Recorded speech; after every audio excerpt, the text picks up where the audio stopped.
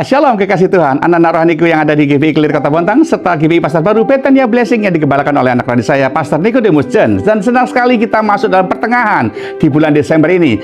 Tahu bulan-bulan di mana kita semarak merayakan Natal. Dan Natal memang satu bagian di mana diharapkan oleh semua anak Tuhan. Dan saya berharap supaya yang diharapkan bukan cuma sekedar kado atau THR ya, tapi yang diharapkan adalah perjumpaan kembali kepada Kristus Yesus.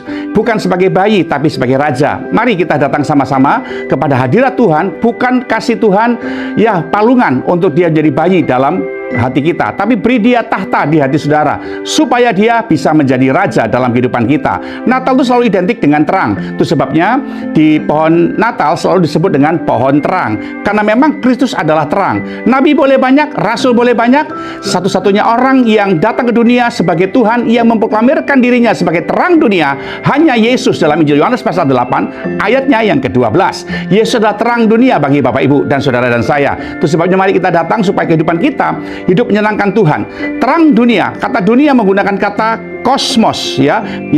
Tapi yang menarik adalah kenapa menggunakan kata dunia. Yesus nggak berkata akulah terang bumi, tapi terang dunia. Satu bagian di mana Tuhan pengen supaya saudara dan saya memahami baik-baik bahwa kata bumi dalam bahasa Yunani ada G, kata dunia dalam bahasa Yunani kosmos. Dunia itu bicara tentang sistem, bukan letak, bukan tempat ya, tapi sistem. Sistem bumi ini menjadi rusak gara-gara dosa sehingga disebut dengan prinsip-prinsip atau sistem duniawi yang menguasai anak-anak Tuhan, bahkan orang-orang dunia. Itu sebabnya sistem kerajaan Allah berbeda dengan sistem kerajaan dunia. Itu sebabnya Tuhan memberikan terang bagi dunia supaya orang-orang yang dikuasai dengan sistem dunia memiliki mata hati yang terang untuk kembali melihat terang itu, supaya kelakuannya seperti kelakuan dan perilaku orang-orang yang tinggal di dalam terang. Terang ilahi adalah terang Kristus. Mari kita belajar ketika malaikat-malaikat di sorga menampakkan diri kepada gembala-gembala. Dalam Injil Lukas pasal yang kedua ayat yang ke-11 dikatakan di sana bahwa hari ini telah lahir bagimu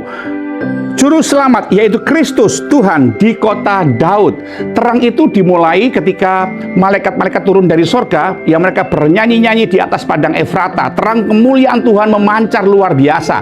Dan mereka menyatakan kepada gembala-gembala itu bahwa hari ini telah lahir bagimu Juru Selamat.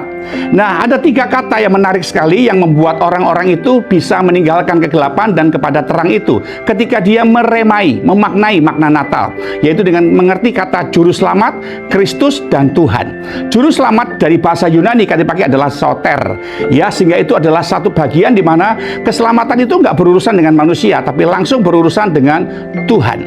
Karena ketika kita berbuat dosa, kita harus mengerti bahwa kita sedang diperbudak. Karena dosa bukan cuma sekedar perbuatan, tapi dosa itu adalah perbudakan. Perhatikan orang yang berbuat dosa selalu inginnya mengulangi dan mengulangi terus perbuatan dosa itu.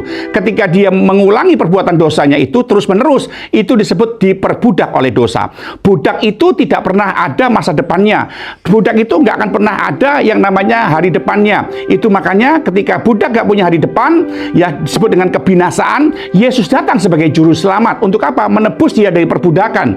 Kata menebus punya pengertian bahwa dia ingin membayar atau membeli kembali apa yang sebelumnya dimilikinya. Itu makanya kita yang telah dimiliki oleh Yesus ditebus kembali dari dosa supaya kita kembali dimiliki oleh Yesus.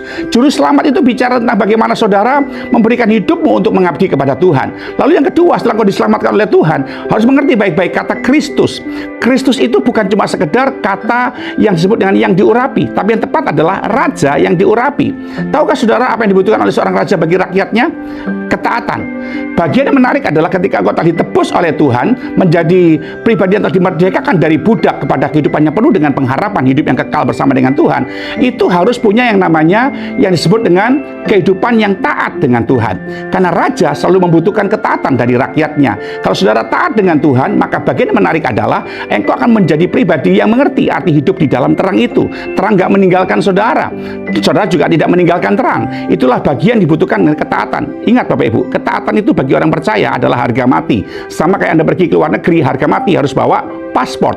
Demikian juga Anda mau pergi ke sorga, mau berjumpa dengan Allah Bapa hidup yang kekal, harus hidup dalam ketaatan. Kekristenan tanpa ketaatan itu nol. Itu makanya Kristus pengen menjadi pribadi yang terus menjadi bagian, menjadi raja, memerintah bagi saudara. Natal adalah bicara tentang bagaimana pemerintahan Kristus sebagai raja di hati saudara, bukan bagi bayi di palungan lagi. Dan yang terakhir, Anda harus memahami baik-baik bagaimana arti sebuah kata Tuhan.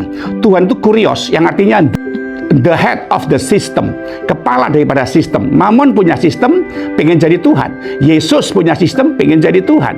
Dari Matius pasal 6 ayat 24, engkau nggak bisa mengabdi kepada dua tuan. Kata mengabdi punya pengertian doleo dalam bahasa Yunani, yang artinya mengikatkan diri, menghambakan diri, yang memberdudakkan diri, mengikatkan diri, mengabdikan diri sepenuhnya.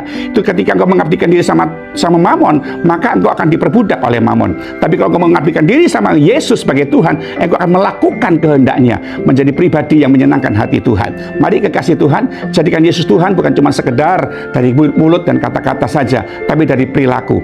Kristus yang punya sistem dinamika kerajaan Allah, sudahkah memerintah di hati saudara? Itulah makna Tuhan dalam hidup ini. Dia mau supaya sistemnya dijalankan oleh kehidupan saudara. Jangan menuhankan Mamon, tapi tuhankanlah Kristus, supaya hidupmu mengalami terang yang ajaib dan kau punya damai sejahtera. Lukas pasal 2 ayat ke-14 dijelaskan sana, damai sejahtera di antara orang-orang yang berkenan kepadanya. Jadi kalau engkau punya damai sejahtera di dalam hidupmu, itu tandanya di hadapan Tuhan engkau telah berkenan di hadapan Tuhan. Tahun 2026 bukan tahun yang lebih mudah, tapi tahun yang bisa saja dunia tawarkan lebih sulit. Tapi kalau engkau hidup di dalam ketuhanan Kristus, Dia akan memelihara kita saudara dengan memberikan damai sejahtera. Ada badai, ada krisis, ada penyakit, ada segala macam yang mungkin saja diizinkan terjadi, damai sejahtera akan memerintah di hati saudara. Karena Yesus hadir sebagai juru selamat, Kristus dan Tuhan dalam hidup saudara. Selamat menyambut Natal. Terus memberkati saudara. Doa saya untuk Anda yang di Bontang maupun yang di Jambi. Shalom.